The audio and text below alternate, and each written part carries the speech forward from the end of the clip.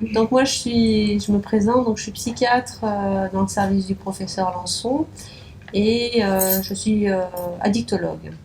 Donc on m'a demandé ce soir de vous parler d'addiction, donc je vais préparer un petit diaporama, mais qui est surtout après pour introduire le sujet et les discussions. Alors j'ai choisi de vous parler d'addiction et de pathologie psychiatrique. Voilà, donc moi je voulais d'abord vous donner quelques définitions pour qu'on puisse après discuter ensemble. En fait, on parle, en ce qui concerne la coexistence de troubles psychiatriques et de problèmes d'addictologie, on parle de troubles co-occurrents, en distinction de la comorbidité, qui associe en fait à la fois des troubles psychiques et des troubles physiques. Donc la co-occurrence, c'est l'existence chez un même individu d'un trouble lié à la consommation d'une substance ou de plusieurs bien sûr psychoactives et d'un trouble psychiatrique. Chaque diagnostic étant porté séparément. Donc cette prévalence des troubles co-occurrents, c'est-à-dire que l'existence à la fois d'une pathologie psychiatrique et d'un trouble lié à l'usage de substances psychoactives est très fréquente. Par exemple, pour une personne qui a des troubles de la personnalité de type personnalité antisociale, on retrouve 84% d'usage de substances. Pour les personnes atteintes de troubles bipolaires de type 1, 61%. Dans la schizophrénie, 46%. Un quart des patients qui ont un trouble dépressif majeur ont un trouble addictif associé. Et il semble exister une relation entre la sévérité du trouble et le risque de développer une addiction. Alors ces chiffres paraissent élevés et pourtant en pratique on s'aperçoit que c'est souvent peu pris en considération. Alors pourquoi s'y intéresser donc? Si on considère qu'il y a à peu près une personne sur 3 qui a un trouble psychiatrique qui présente un trouble addictif, en particulier les patients schizophrènes et les patients présentant des troubles bipolaires. Donc, si on prend le problème dans l'autre sens, un patient bipolaire et schizophrène sur 3 présente un trouble addictif hors tabac, la proportion augmente avec la sévérité du trouble. La moitié des personnes ayant une pathologie addictive présentent une pathologie psychiatrique. Donc, ceci doit être considéré comme la règle et non pas comme une exception. Quelles conséquences? En fait, en particulier lors de la consommation de cannabis et d'alcool, on retrouve une aggravation des idées délirantes, des hallucinations, de la désorganisation de la pensée et du comportement. Avec le cannabis en particulier, on peut retrouver une aggravation des troubles cognitifs et lors de la consommation d'amphétamines et de cocaïne, une aggravation des idées délirantes de persécution. Donc en pratique, les conséquences vont être plus d'hospitalisation, plus de tentatives de suicide et de suicide, plus de délinquance et de criminalité, plus de désinsertion sociale,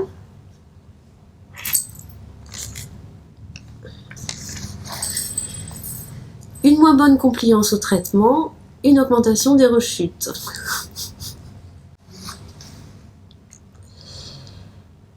Donc la conséquence va être un accès aux soins plus difficile. Il y aurait à peu près moins d'un patient sur 10 qui bénéficierait d'une double prise en charge. Et cette prise en charge reste encore insatisfaisante en raison souvent de la méconnaissance et de la non prise en considération des soignants et des difficultés de prise en charge. Alors si on regarde par exemple la prévalence de la dépendance ou de l'abus d'alcool selon les troubles psychiatriques, donc voilà, on voit que par rapport à la population générale, il y a une prévalence élevée dans les troubles schizophréniques, dans les troubles bipolaires, dans la dépression majeure. Je vous parlerai bien sûr de pas toutes les pathologies, enfin, en tout cas sur le diaporama, mais aussi dans les troubles obsessionnels compulsifs, dans les troubles paniques, mais il y a aussi les phobies sociales et les troubles anxieux. Alors le problème, c'est comment expliquer cette co-occurrence de la poule et de l'œuf. Qu'est-ce qui commence? Donc il y a plusieurs hypothèses. Est-ce que c'est l'addiction qui commence et qui va provoquer une pathologie psychiatrique? Est-ce que c'est la pathologie psychiatrique qui va entraîner la consommation d'un produit? Ou est-ce que c'est l'existence de deux pathologies simultanées, d'une vulnérabilité commune?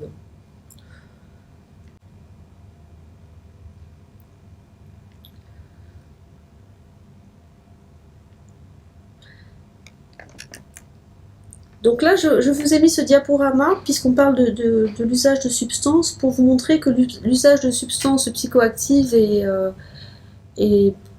peut toucher une population très jeune, en particulier en ce qui concerne le cannabis, puisque lorsqu'on regarde les résultats de l'enquête Escapade de 2014, on voit qu'il y a près d'un adolescent de 17 ans sur deux qui a déjà expérimenté le cannabis. Ça marche pas bien là? Parce que je vois que vous avez du mal à... Non? Ah, c'est bon.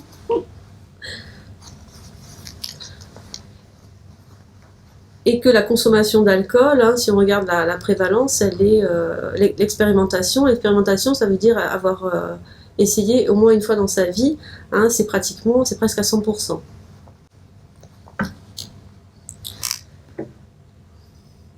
Si on regarde la consommation des autres substances, on voit que depuis les derniers chiffres qu'on ait, c'est les résultats de l'enquête Escapade de 2014 publiée en 2015.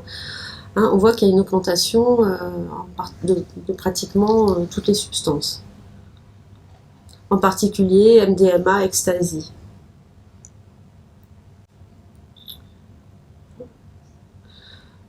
Donc en ce qui concerne le cannabis, si on prend une tranche de population plus importante, entre 11 et 75 ans, il y a à peu près 17 millions d'expérimentateurs et 1,4 million, près d'1,5 million d'usages réguliers. Alors l'addiction, qu'est-ce que c'est? L'addiction, c'est un comportement qui va avoir pour fonction à la fois de procurer du plaisir et de soulager un malaise intérieur, et qui se caractérise par l'échec répété de son contrôle et sa persistance en dépit des conséquences négatives. Alors, quelles sont les personnes vulnérables? Alors, on individualise des facteurs de vulnérabilité qui vont combiner à la fois le risque génétique, biologique et psychologique. Alors, on peut retrouver certains penchants, comme l'hédonisme, le goût marqué pour la fête, les sorties, la sociabilité. Certains traits de personnalité, tels que l'impulsivité, la susceptibilité à l'ennui, le niveau élevé de recherche de nouveautés et de sensations, le faible évitement du danger, la faible estime de soi, la mauvaise gestion du stress, les difficultés de gestion et d'expression des émotions, les difficultés relationnelles. En ce qui concerne l'usage de cannabis chez les adolescents, par exemple, on retrouve de façon très importante la mauvaise gestion du stress et le degré de sociabilité, c'est-à-dire le nombre de sorties. En fait, plus on sort, plus on aurait tendance à consommer du cannabis. Donc, on peut retrouver des facteurs de vulnérabilité individuelle sous forme de comorbidité psychiatrique. On en a parlé, les troubles de l'humeur, la phobie sociale, les états de stress post-traumatique, les troubles de l'attention, dont on parle beaucoup actuellement, ce qu'on appelle les TADA, qui étaient souvent, on en parlait beaucoup pour les enfants, mais il y avait peu d'études sur le devenir adulte. Mais on s'aperçoit qu'en tout cas au niveau de la consommation de substances, il y a une proportion importante. Le facteur de risque familial qui combine à la fois le risque génétique, direct via l'abus de substances et indirect via la psychopathologie, et environnemental, donc avec une fréquence élevée des troubles mentaux chez les parents. Les facteurs de risque familiaux, c'est à la fois l'attitude des parents à l'égard des substances psychoactives. Des fois, on retrouve dans des familles une certaine permissivité, des parents qui fument le cannabis, des parents qui fument la cigarette, donc des enfants pour qui consommer du cannabis, c'est quelque chose de finalement anodin. Les relations parents-enfants, bien sûr, qui jouent un rôle important. le faible niveau d'encadrement, d'autorité et d'implication parentale. Le groupe des pairs, en particulier chez l'adolescent, qui va à la fois jouer un rôle d'initiation et un rôle renforçateur. Et comme je vous l'ai dit tout à l'heure, l'intensité de la sociabilité et des contacts amicaux sont fortement liés à l'usage de cannabis à l'adolescence. Alors je vous parle beaucoup de cannabis, pourquoi? Parce qu'en fait, c'est un peu... moi, je vois pas mal de jeunes consommateurs, hein, donc essentiellement cannabis, mais aussi alcool et autres substances. Alors il y aurait quand même des facteurs de protection à l'usage de substances. L'intelligence, la capacité à résoudre les problèmes, le caractère sociable, l'estime de soi positive, et surtout le soutien de la part du milieu familial. Vous avez des questions sur cette première partie ou on parle... Après, je vous propose de parler un peu plus spécifiquement de la schizophrénie et des troubles bipolaires. Mais est-ce que déjà vous avez des questions? Non?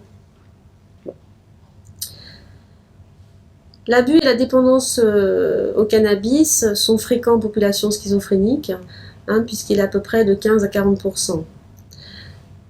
La fréquence élevée renvoie à plusieurs hypothèses, soit l'hypothèse de l'automédication, soit la substance démasquerait la maladie, soit ça serait l'existence d'une vulnérabilité commune.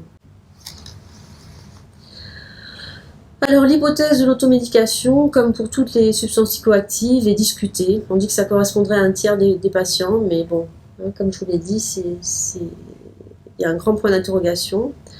Il y a l'hypothèse pharmaco-induite, hein, ça serait le produit qui induirait des troubles psychotiques, en particulier le syndrome motivationnel, qui ressemblerait proche des symptômes schizophréniques. La troisième hypothèse, et qui pour ma part est la plus retenue, ça serait une vulnérabilité commune entre schizophrénie et dépendance au cannabis. Il y aurait en fait les mécanismes en cause seraient une interaction entre les systèmes endocannabinoïdes et dopaminergiques. Ce qu'on retient quand même des études qui ont été faites sur ce sujet, c'est que l'apparition d'une schizophrénie est un phénomène polyfactoriel, dont l'usage de cannabis serait un des facteurs de causalité, un des nombreux facteurs. Ce que retrouvent pas mal d'études, serait dose dépendant et surtout âge dépendant. Le risque en fait serait élevé si la consommation survient avant l'âge de 15 ans sur un adolescent dont le cerveau ne serait pas encore mature. Mais il y aurait une notion de vulnérabilité individuelle, hein, puisque toute personne exposée au cannabis ne deviendra pas schizophrène. Puisque la prévalence, on voit que l'augmentation de la consommation, la consommation de cannabis continue d'augmenter, et pourtant la prévalence de la schizophrénie n'augmente pas.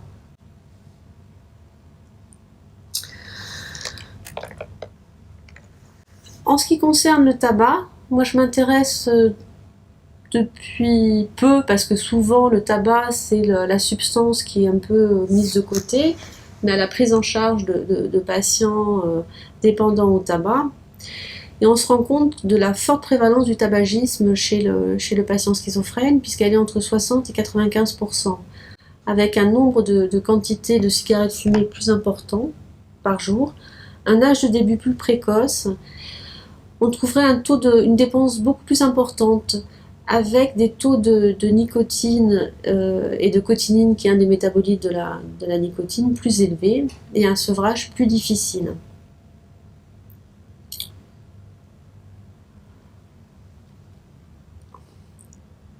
En ce qui concerne les troubles bipolaires et la consommation de substances, l'âge de début serait plus précoce, les sous-types plus sévères, c'est-à-dire qu'on retrouverait des cycles plus rapides, des symptômes maniaques à la fois plus sévères, plus nombreux et des épisodes plus longs, un moins bon fonctionnement social, une moins bonne réponse au lithium, un nombre augmenté d'hospitalisations, ça c'est de façon générale pour tous les troubles, et surtout un taux de suicide 2 fois plus important.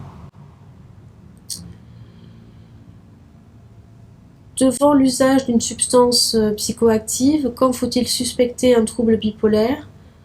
En cas de consommation massive et épisodique, en cas d'échec au sevrage, en cas de polyaddiction, en cas de conduite suicidaire, en cas d'impulsivité et désinhibition survenant de façon épisodique, et bien sûr en cas d'histoire familiale de troubles bipolaires. Donc, en conclusion, il y a une prévalence élevée de troubles co-occurrents, qui est un véritable problème de santé publique, puisqu'on l'a vu que c'était de moins bons pronostics et avec beaucoup plus d'hospitalisation. Pourtant, on retrouve peu d'études sur le sujet. Souvent, dans les études sur des pathologies psychiatriques, sont exclus les patients qui consomment des substances psychoactives. Donc, il y a peu d'études retrouvées sur ce sujet. Il y a souvent un clivage psychiatrie-addictologie. C'est vrai qu'ici, le professeur Lançon est à la fois responsable du service de psychiatrie et d'addictologie, donc ce qui facilite les prises en charge. Mais on voit que quand on a des internes qui viennent en addictologie pour se former à l'addictologie, en fait, dans leur service, ils font pas de prise en charge addictologique. Voilà. Et donc, un manque de formation au personnel soignant. Voilà ce que j'avais à vous dire en introduction pour cette discussion sur les addictions. C'est très fréquent, effectivement, moi qui suis plus sur la prise en charge en psychiatrie générale, on a la grosse difficulté d'être confronté au tabac en premier lieu. Donc effectivement, l'alcool, le cannabis, ce sont des substances qui sont aussi très utilisées par les usagers, mais la première des substances, c'est... Et souvent, on a tendance à la sous-estimer. Tout à fait. Et pourtant, les risques pour le somatique seront encore plus importants, avec des cancers précoces au niveau pulmonaire.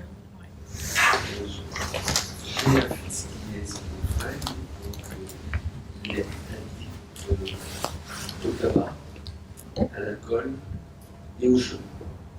Donc, on essaie actuellement de le persuader de faire un traitement contre l'alcool et le tabac. Et comment faire pour le persuader, parce que ça ne peut venir que s'il a un accord de patient pour avancer. Il est son accord sur cure des intoxications. Comment on fait? Et il est pris en charge pour ces problèmes, sa schizophrénie? Il a un traitement? Oui, il est pris en charge dans nos services ici, le service de service. D'accord. Depuis plusieurs années. D'accord. Mais disons, au niveau tabac, on n'a pas réussi à le motiver? À le motiver sérieusement. Et au niveau de l'alcool, là, quand ça commence à devenir important. C'est très compliqué, effectivement, puisque là, on est sur la schizophrénie qui est au deuxième plan. La gêne fonctionnelle la plus importante, c'est la consommation d'alcool, de tabac, de jeux qui ont vraiment un impact plus fort sur la vie quotidienne. Est-ce qu'il en a parlé à la personne qui le suit, au médecin qui le suit? Est-ce qu'il aborde ses consommations? Ouais, parce que souvent, ces consommations, elles sont... là, tu dis que c'est les consommations qui sont au premier plan, mais souvent, les consommations, elles sont mises de côté. Donc là, il en parle. Il en parle, mais pas à la hauteur. Il minimise, alors. Il minimise le problème, puisque c'est pas vraiment un problème. Ouais. Tu le connais, hein? Ouais, tu le suis. Voilà, tout le travail, effectivement, c'est de le motiver à venir consulter ou en parler à son psychiatre qui est à même de traiter le problème addictologique, et en lui disant qu'on n'est pas forcément dans l'abstinence à tout prix. Voilà, qu'on peut être on peut en discuter avec lui, et on peut être dans la réduction des risques.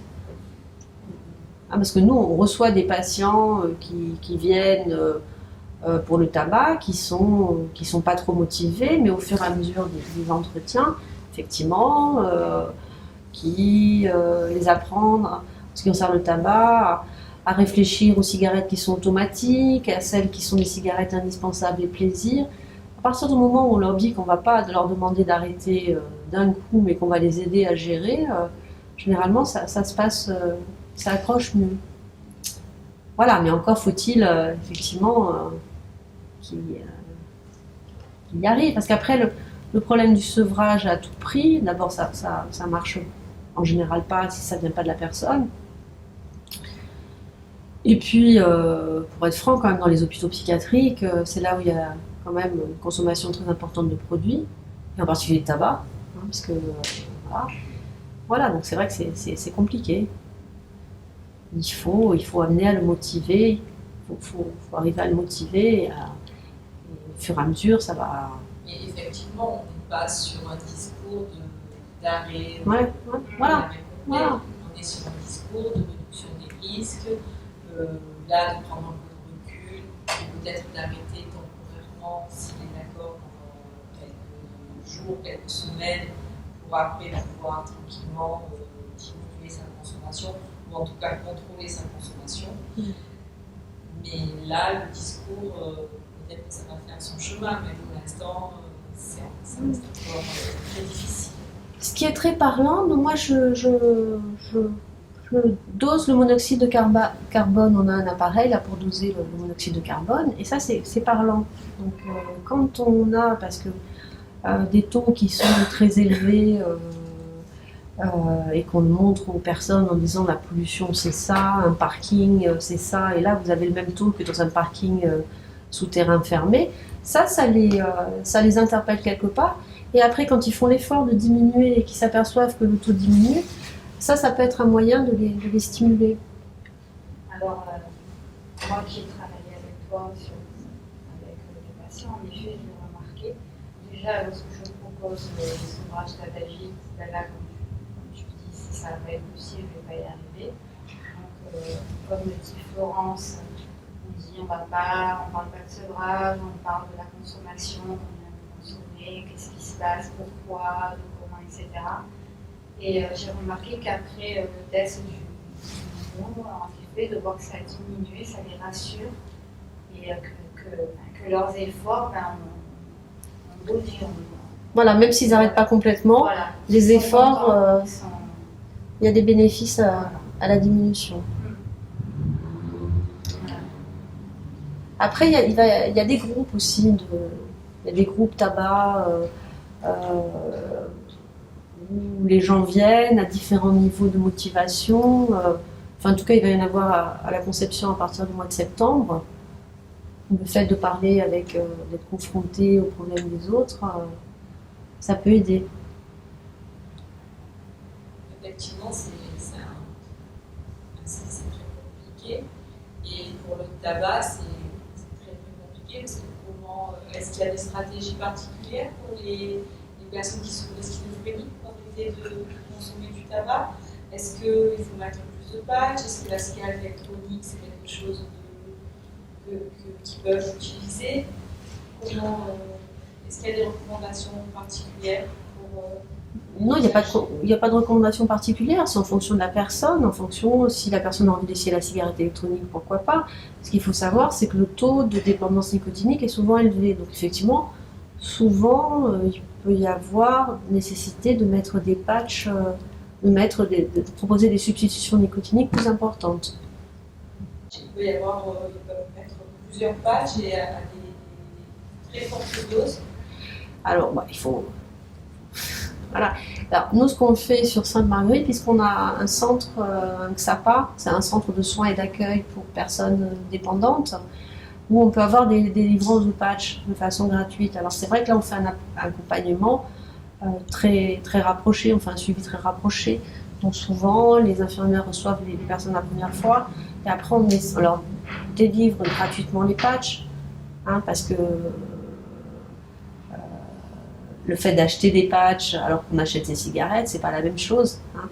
Et on essaie de les voir toutes les semaines et on peut s'aider de dosage sanguin pour voir effectivement si les taux correspondent. Et, excusez-moi, est-ce que le fait d'enlever cet objet qui leur permet de se sentir peut-être mieux, d'être plus confortable, d'être bien dans leur malaise, est-ce que le fait de leur enlever ça, ça risque pas de les amener vers une autre addiction sur un autre produit? Est-ce qu'il ne faut pas trouver autre chose Oui, bien sûr, le sevrage, enfin en tout cas la diminution de tabac ne réside pas juste dans la délivrance de patch. Après, il faut traiter le comportement et la dépendance psychologique. Donc après, on leur propose effectivement, il faut réaménager sa vie. Là, on parle de façon générale pour tout le monde, hein, réaménager sa vie, ça veut dire faire du sport, ça veut dire plein de choses. Après, en général, quand on arrête de fumer, quand on arrête de fumer, on est beaucoup moins angoissé, on se sent beaucoup mieux. Donc au niveau, c'est les premières semaines qui sont difficiles, mais après, il y a une amélioration. Mais c'est un travail d'accompagnement, effectivement, où l'idée, c'est pas après qu'ils déplacent leur addiction sur l'alcool. Là, on parle de grosses consommations. Par exemple, il y a des addictions qui sont plus légères et c'est peut-être celles qui sont les moins traitées finalement. Et à partir de quel moment on fait la différence quelle est la différence entre une habitude et une addiction? Parce que par exemple, on peut prendre l'habitude de boire un café tous les matins. À partir de quel moment on est vraiment addict? L'addiction, c'est quand il y a des répercussions, enfin pas forcément des répercussions initiales, mais c'est qu'on ne peut pas arrêter ce comportement alors qu'on sait que ça peut avoir des répercussions, peut-être pas dans l'immédiat, mais dans sa vie.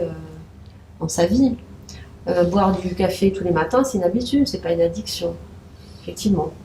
Manger du chocolat, ça dépend, oui, il y a des gens qui sont des gros consommateurs de café, hein, mais l'addiction, c'est vraiment, c'est pour soulager, il y a la notion de plaisir, il y a la notion aussi de soulager une souffrance, et la notion aussi de ne pas pouvoir s'arrêter, pas pouvoir faire cesser ce comportement. Je voudrais vous poser la question. Il y a des addictions qui ne sont pas vraiment repérées en tant que telles, semble-t-il. Ouais. Deux qui concernent ma fille. Ouais. Le café de façon exponentielle. Ouais. Ça s'est terminé par des hospitalisations parce que fibrillation auriculaire avec des rythmes complètement anarchiques, des chocs électriques par derrière, et c'est pas tellement pris comme une addiction grave comme celle que vous avez citée. Non, c'est vrai qu'il y a a une deuxième quasi-addiction, peut-être pas addiction, mais quasi-addiction, c'est le besoin d'achat quotidien et perpétuel. L'acte d'achat étant la chose qui compte. Ouais. Ça, c'est une addiction, ça. Après, l'objet acheté, alors qui fait qu'on arrive à avoir des cavernes d'Alibaba, de tableaux, de poteries, de vêtements, Bon. Et est-ce qu'il y a des moyens d'approcher la chose? Le tabac, évidemment, ça c'est tellement classique. Bon, comment est-ce que... Parce qu'il y a bien des essais, là où il est actuellement, de reverrouiller le fait de lui donner de l'argent. On a dit attention, on a des expériences catastrophiques. Si on ne répond pas à la demande pour qu'elle puisse acheter et satisfaire son besoin, c'est une belle fille, elle se procure de l'argent. Et on rentre dans un autre risque. Voilà, voilà. Alors, c'est un peu dommage que ça soit quasiment jamais identifié en tant qu'addiction, ces deux choses-là. Alors, en ce qui concerne les achats, ça fait partie des addictions. Il y a les addictions avec produits dont je vous ai parlé, et après il y a les addictions sans produits, les addictions comportementales. Il y a le jeu donc pathologique, dont vous avez parlé tout à l'heure, il y a les achats compulsifs. Qui sont, c'est pas être dépensier, c'est vraiment on achète des objets dont on se sert pas. Donc là, apparemment, votre fille, elle présente ses achats compulsifs. Voilà, c'est ça. Voilà. Donc là, c'est vrai que le traitement, c'est une prise en charge, tu me diras si je me trompe, des thérapies plutôt cognitivo-comportementales pour traiter ce genre de problème. Après, en ce qui concerne le café, moi, à ma connaissance, alors peut-être qu'on va dire que dans quelques années, le café, c'est une addiction. À ma connaissance, c'est pas une addiction. Elle a un problème, elle a un trouble psychiatrique, votre fille, associé? Elle a un problème psychiatrique associé? Elle est schizophrène. D'accord. Elle a de la schizophrénie. C'est vrai que les patients schizophrènes boivent énormément de café. Mais on dit que souvent, c'est pas une addiction. En fait, c'est c'est pour contrebalancer un petit peu l'effet sédatif des médicaments. Voilà. Mais apparemment, votre fille, elle en consomme au point d'avoir des troubles cardiaques. Après 3 chocs électriques, Ouais. il semble qu'elle ait compris qu'il faut peut-être demander Il faut qu'elle des arrête. caféinés et pas des cafés, sauf qu'elle va quand même demander des cappuccinos, etc. Et puis ça se maîtrise pas, ce genre de choses. Il y a aussi le phénomène du sucre dans le café. Le sucre dans le café, effectivement, le sucre. Ah oui, aussi. Il y a aussi ça qui entretient la consommation de café. Oui, mais le sucre, ça fait pas non plus. Il y a les troubles des conduites alimentaires, mais le sucre à proprement parler, est-ce que c'est vraiment une addiction? Moi, j'ai Voilà. Parce que moi, j'ai ma fille qui peut boire 3 litres de Fanta. Coca, Fanta, ouais. Mais c'est alors, il y a des médicaments, des antipsychotiques qui augmentent l'envie du sucre. Voilà, ouais. Mais il y a des médicaments, je ne sais pas ce qu'elle a comme traitement, votre fille. Pour l'instant, elle est en sortie chez nous. Pour l'instant, Il y a un médicament, bon, je ne vais pas citer, mais qui augmente le goût pour le sucre.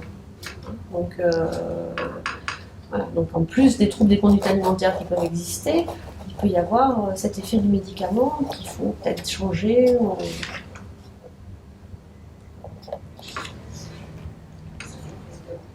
Ah ouais. Qu'est-ce qui fait la différence? Ah ouais. Mais c'est vrai que moi j'ai un patient qui boit, il a un peu, qui boit du Coca-Cola toute la journée, quoi. Et,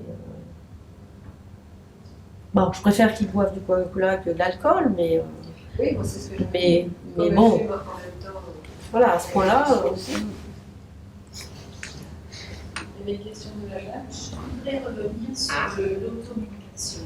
J'ai un fils de 24 ans, donc il souffre de schizophrénie, et qui a commencé à fumer du cannabis à l'âge de 15 ans, simplement parce qu'il était extrêmement angoissé, il avait des problèmes de phobie scolaire, et il a trouvé là-dedans le moyen de dépasser ses angoisses et de pouvoir aller à l'école. Donc maintenant, il fume très régulièrement, tous les jours, depuis de nombreuses années. Pour lui, ça fait partie de son style de vie, ça fait partie, souvent j'ai envie de dire, ça fait partie de son ADN. J'ai l'impression qu'il ne se voit pas du tout fonctionner sans cannabis. Voilà. Donc évidemment, dans ce contexte, il est hors de question pour lui d'arrêter. Et chaque fois qu'il en prend, il est bien. il se sent mieux. Il se sent mieux, il n'a plus d'angoisse, etc. Et alors donc, c'est vrai que j'en étais arrivée à penser que finalement, ça avait été bénéfique, d'autant qu'il n'a jamais été sujet aux crises, donc le cannabis ne déclenche pas de crise, puisqu'il n'en a jamais eu. Voilà. Alors je suis extrêmement perplexe parce que vu ce que ça représente pour lui, je dirais, c'est même pas la peine de parler de désintoxication. Donc j'avais deux questions. Est-ce que cette addiction, c'est même plus une addiction, je veux dire, ça fait vraiment partie de lui-même, est-ce que c'est courant ou est-ce que c'est marginal? Et est-ce qu'il est possible, étant donné que lui ne prendra jamais un rendez-vous avec un addictologue, est-ce qu'il serait possible que moi, qui connais le problème, si vous voulez, je prenne un rendez-vous pour exposer la situation que je vous résume brièvement, mais qui est un peu complexe, pour avoir peut-être une aide par rapport au comportement que je peux avoir, parce que je vous dirais que moi, mon comportement, il est passé par tous les étages. Je suis même allée avec lui dans les quartiers nord pour Acheter, avoir ouais. des produits moins nocifs. Voilà, donc j'aimerais, ce sont les deux questions que je me pose.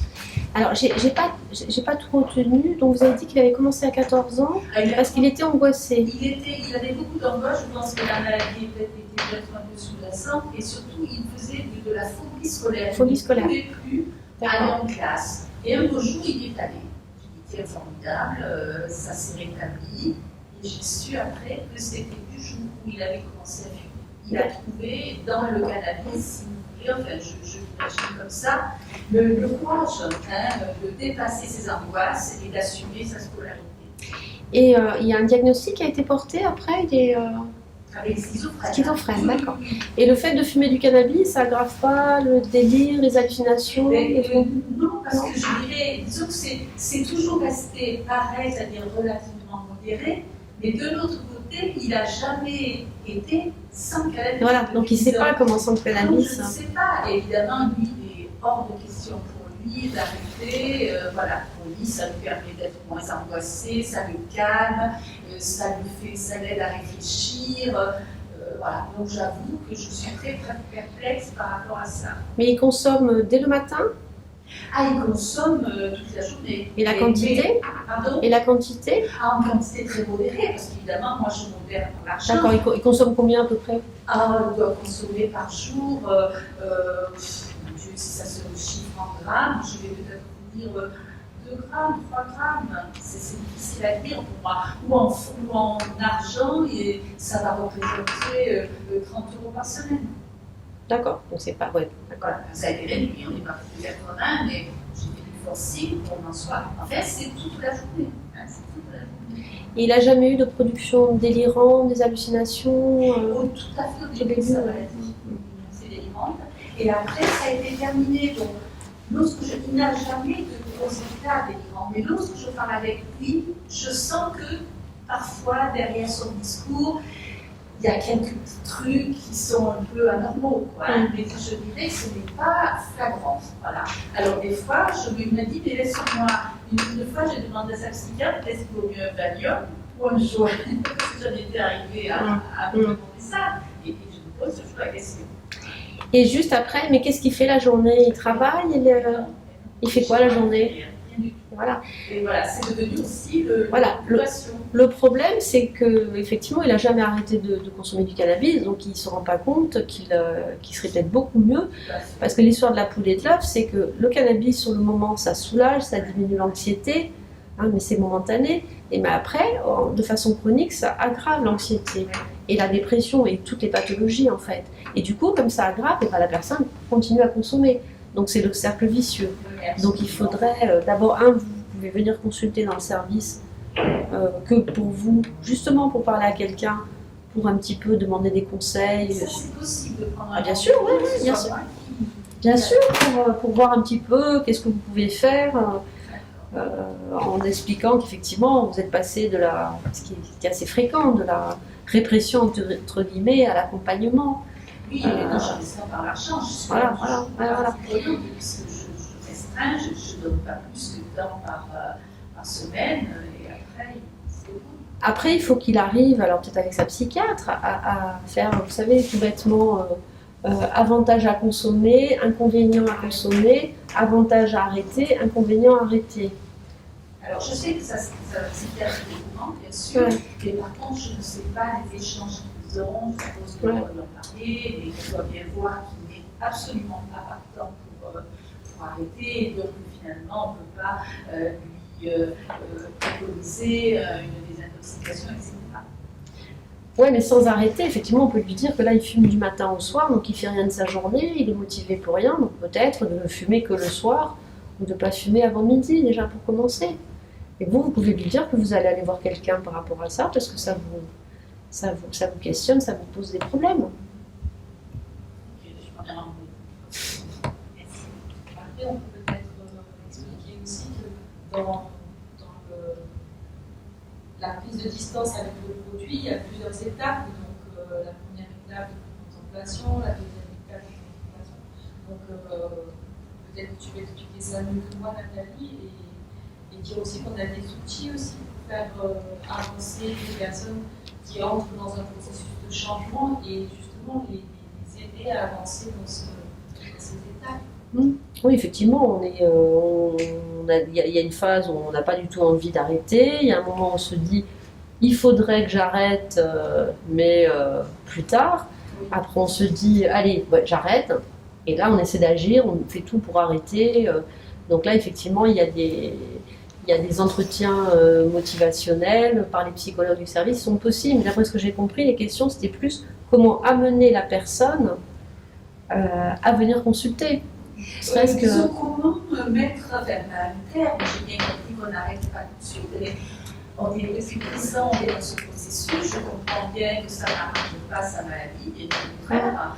Et voilà, c'est ça qui m'ennuie, c'est que on fait tout pour qu'il s'en sorte, et puis je dirais que...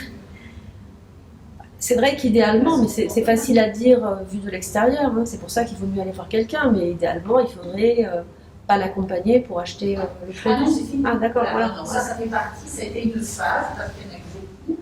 Il y a une cette phase-là, et maintenant, je suis dans la phase où je suis complètement extérieure, si ce n'est que je rationne au niveau de l'argent, c'est tout ce que je... D'accord, voilà. Ouais. Mais c'est pas un jugement, c'est pas un reproche, hein, parce que les parents, je sais, font ce qu'ils peuvent pour...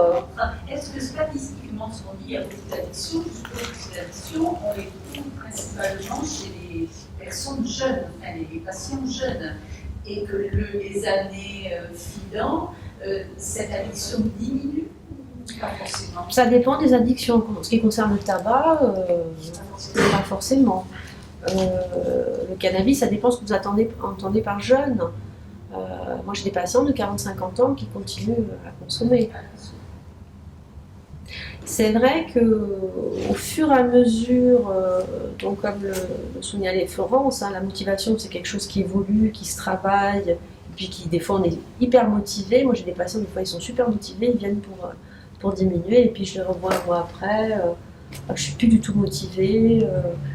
J'ai plus envie d'arrêter, donc ça, c'est à reprendre à chaque fois. J'ai oublié ce que je voulais vous dire.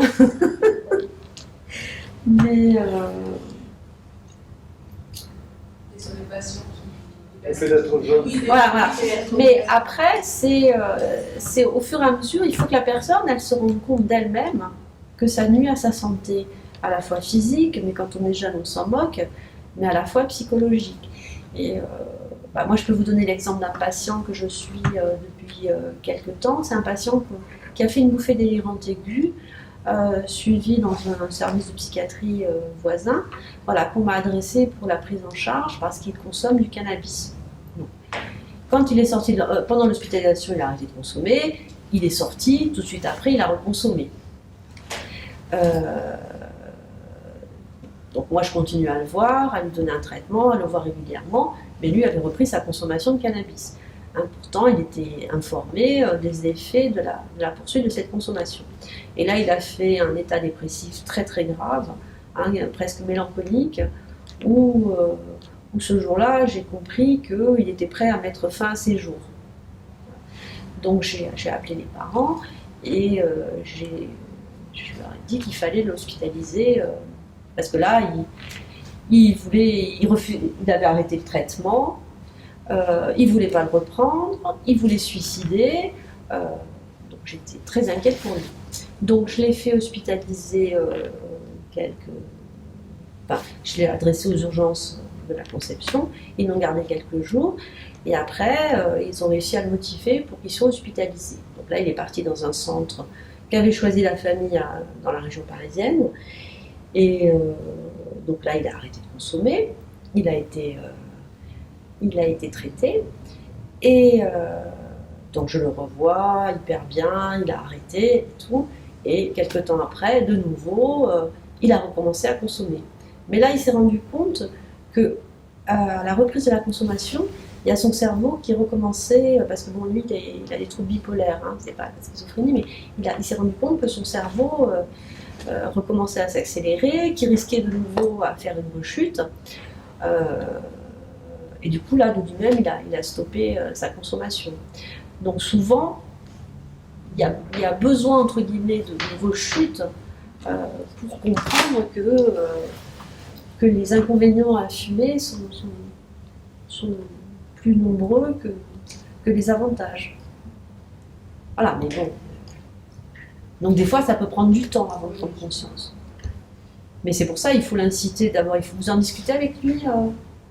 Oui, on en question. Oui, moi j'ai essayé de voir avec lui justement tous les inconvénients, bon, mais il y a aussi un problème, c'est que je ne mets pas forcément le bon discours. Je veux dire, j'ai tendance à être rapidement agressive dans ce que je donc oui, on a vraiment fait le point là-dessus. Mais bon, ça m'a montré encore de façon plus forte. Pour lui, je vais vous dire, c'est comme si vous lui enleviez l'oxygène. C'est ce qu'il pense. Il pense qu'il ne peut pas vivre sans cannabis, comme les gens qui fument de façon régulière. Mais après, ils se rendent compte qu'effectivement, on peut tout à fait vivre sans cannabis et sans tabac. Il suffit de réorganiser un peu les choses. Voilà, il faut qu'il arrive à en prendre conscience. Donc, il faut l'inciter à en parler à son médecin, au médecin qui le suit. Voilà. Et puis, je pense qu'il en parle, mais là, j'étais étonnée aussi, si vous voulez, que rien ne soit fait. Donc, j'ai pensé que, parce qu'elle, son médecin santé, qui n'avait pas de motivation de son côté, donc qui lui dit d'essayer de lui proposer, bon, je veux dire là, c'est entre lui, le patient et le médecin, donc je ne sais pas plus. Mais après, comme pour tous les parents qui se posent des questions sur les addictions, je pense qu'il y a la même chose au niveau profane, enfin au niveau, voilà. N'hésitez pas à venir consulter dans le service, soit prendre rendez-vous à la Conception, soit à Sainte-Marguerite pour exposer vos difficultés et voir comment. Parce qu'on se pose toujours des questions, est-ce que je fais bien, qu'est-ce que je fais pas, voilà. Donc pour essayer de prendre conseil. Et puis de prendre conseil, et puis aussi de partager son désarroi, quoi, parce que c'est. Quand on voit quelqu'un de proche qui consomme des produits, que ce soit l'alcool, le cannabis, le tabac ou autre chose, on ressent souvent un profond désarroi. Parce qu'on se dit comment la personne ne peut pas arrêter, on a du mal des fois à comprendre on parle souvent de volonté, que la volonté ne suffise pas.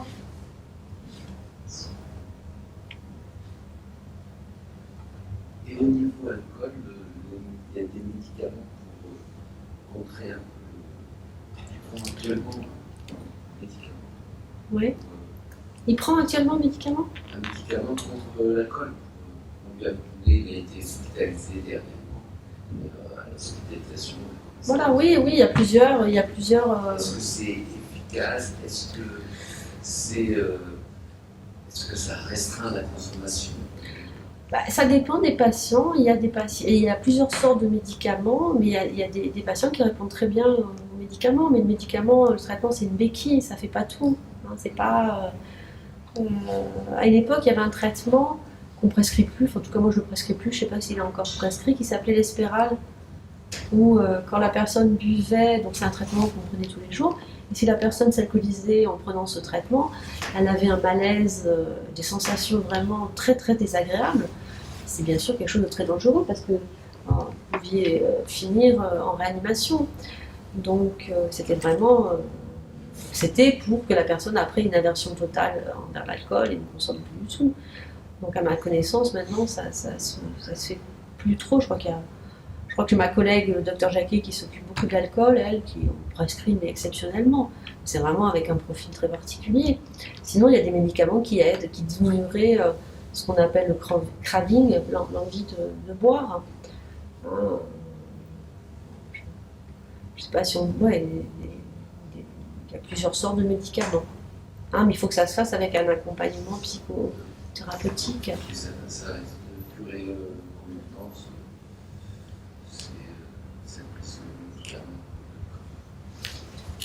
Ça peut durer le temps que ça marche. Il a un médicament maintenant contre l'alcool? D'accord. Et vous avez noté une amélioration? Je ne suis pas avec lui. Non, mais... J'ai l'impression que oui. Ouais. Lui, que ça marche? Et le médicament, c'est... En tout cas, il prend plus l'alcool. Il a mieux à contrôler.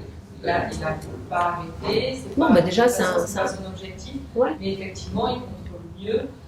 C'est-à-dire que quand, dans certaines circonstances où il ne doit pas consommer, il arrive à bien consommer. Et il arrive aussi, même s'il peut consommer, à ne pas trop consommer. D'accord. Parce qu'il y a un médicament, par exemple, on est censé le prendre une fois par jour pendant 3 mois. C'est celui-là. Voilà. Et après, on peut ne le prendre qu'une demi-heure, 1 heure avant une situation dans laquelle on est habituellement où on va habituellement consommer d'alcool. Hein. Donc ça peut être une fête avec des copains, peut-être un repas familial. Voilà, donc il y a ce type de médicaments. Voilà, mais après il y a un travail aussi des situations. Oui, il y a un travail de restructuration cognitive aussi qui est important à faire parce que dans le cas de ce jeune homme, l'alcool est vu comme quelque chose de festif, quelque chose d'indispensable au lien social, quelque chose aussi qui s'apparente à la rébellion contre la société, de ne pas rentrer dans un moule, dans une norme sociétale établie. Donc il y a beaucoup de restructuration cognitive à travailler avec lui. Et évidemment que tout cela prend beaucoup de temps et que l'association de traitement pharmacologique et de structuration cognitive, ça va ensemble, et prise en charge comportementale aussi évidemment. Mais les trois combinés vont prendre Oui, ça peut prendre du temps et ça peut prendre beaucoup de temps, effectivement, mais pas forcément, puisque tu disais tout à l'heure qu'il y a certaines personnes qui arrivent un jour en disant je suis motivée, allez, c'est maintenant, c'est le moment. Et donc, d'un coup, ça peut passer un cap tout d'un coup, et puis après plus rien, et puis il faut avancer, et puis plus rien. Parfois même des pas en arrière. Et comme ça, petit à petit, finalement, ça avance, surtout s'il y a un accompagnement médico-psychologique. Parce que souvent, enfin, ça dépend des patients, mais le plus difficile, c'est pas tellement d'arrêter, pas forcément en tout cas. Le plus difficile, c'est de ne pas recommencer. Et il doit y avoir tout un accompagnement sur comment prévenir la rechute. Alors il y a plusieurs outils possibles, mais c'est aussi travailler sur les situations où les émotions déclenchantes, par exemple. Qu'est-ce qui fait que, en particulier pour les personnes qui souffrent de troubles bipolaires, c'est souvent dans les accès maniaques où ils consomment de façon compulsive énormément d'alcool, de cocaïne, ou ce genre de choses. Après, c'est comment gérer les situations qui peuvent déclencher chez moi une envie de consommer. Donc effectivement, c'est par un accompagnement pluridisciplinaire.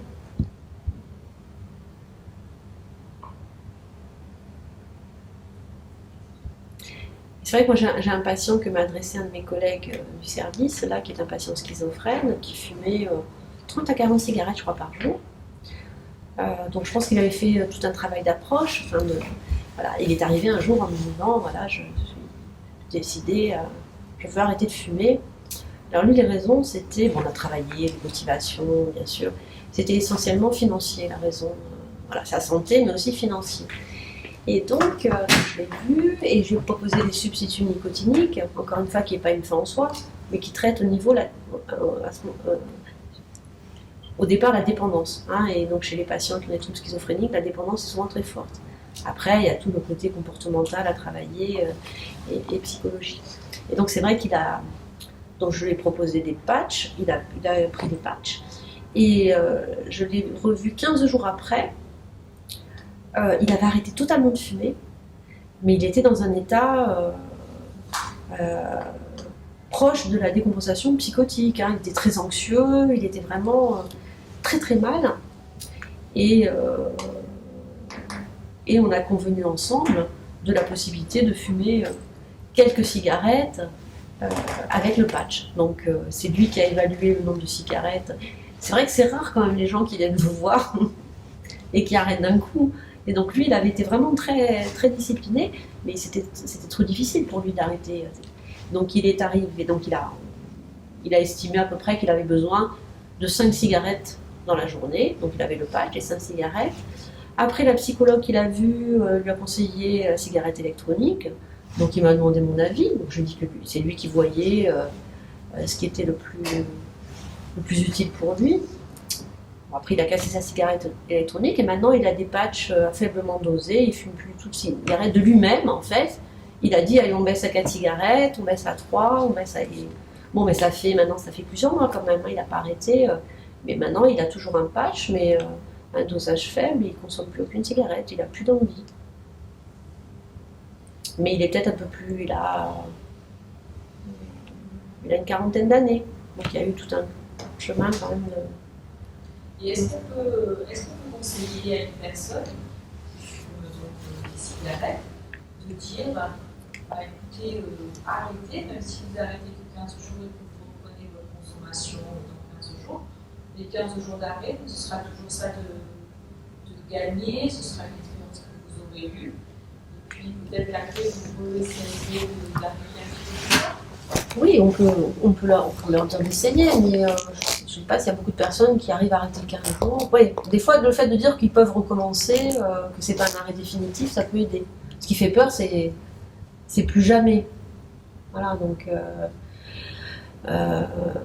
ça peut être une possibilité. Mais le plus souvent, c'est essayer de diminuer, voyez, finalement, réfléchissez aux cigarettes que vous fumez automatiquement. Parce que là, souvent, c'est le réflexe, hein, je bois le café, j'allume la cigarette, je téléphone, j'allume la cigarette, je sors à ma pause, j'allume la cigarette. Donc il y a plein de cigarettes comme ça qui sont automatiques. Donc déjà, ça, ils arrivent un petit peu, ils peuvent arriver. Parce que le problème quand même dans la réduction du nombre de cigarettes, c'est que souvent le cerveau en fait réclame la même quantité de nicotine. Et donc le risque quand on diminue les cigarettes, c'est de diminuer le nombre de cigarettes fumées, mais finalement d'avoir un taux toujours au même niveau. Donc c'est pour ça que le dosage du monoxyde de carbone, ça peut aider. J'ai une question. J'ai une patiente qui est accro au benzo et d'un coup elle a voulu arrêter. Mais tout ce qui passait. Donc, il y a eu un craving et du coup elle m'a téléphoné un week-end, elle voulait carrément se suicider, elle a eu des abus, elle avait l'impression qu'elle avait des bêtes partout sur le corps. Des céphalées horribles, enfin bon, voilà. Et donc, j'étais, c'est un week-end où je vivais aux urgences à la consultation. Et dans ces cas-là, qu'est-ce qu'on peut faire? Enfin, je veux dire, quelle est comment dire, parce que donc, elle prenait des fortes doses de médicaments. C'est quoi? Il faut diminuer progressivement, mais il faut aussi comprendre pourquoi c'est compliqué, pourquoi elle prend ces médicaments, enfin il y a tout un travail à faire.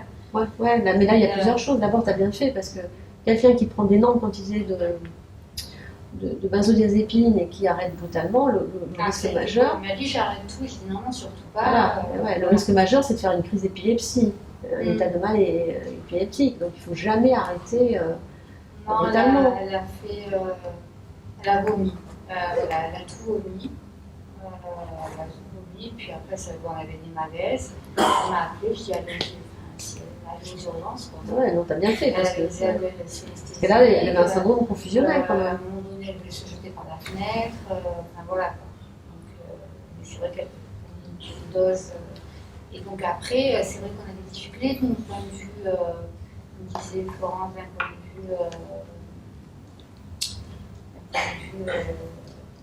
vue.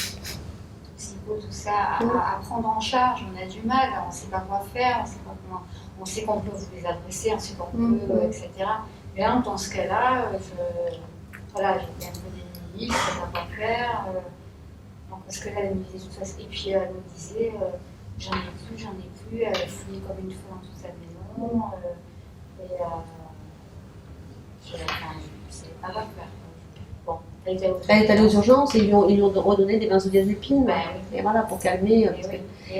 Et c'est vrai que je pense qu'après, les gens ne comprennent pas parce qu'on leur dit vous en prenez trop, il faut arrêter d'en prendre, vous en prenez trop. Et le jour où ils arrêtent, on leur dit non, mais il ne fallait pas arrêter pour vous en donner. Et non, il ne faut jamais arrêter d'un coup. Oui, mais parce qu'en fait, elle me disait je me sens mieux. Je me sens bien en ce moment, je me sens mieux. Bon, ben, j'en ai pas besoin en fait. Moi, je disais vous savez, il ne faut pas arrêter d'un coup.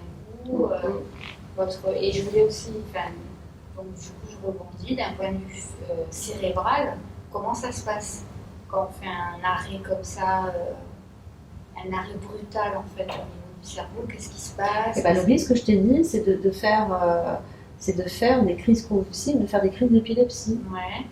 Voilà, avec un syndrome confusionnel. Les abus, tout ça. les hallucinations, voilà. Donc c'est pour ça qu'il faut jamais arrêter d'un coup. Il faut arrêter progressivement. Et les doses, c'est vraiment très progressivement. Hein.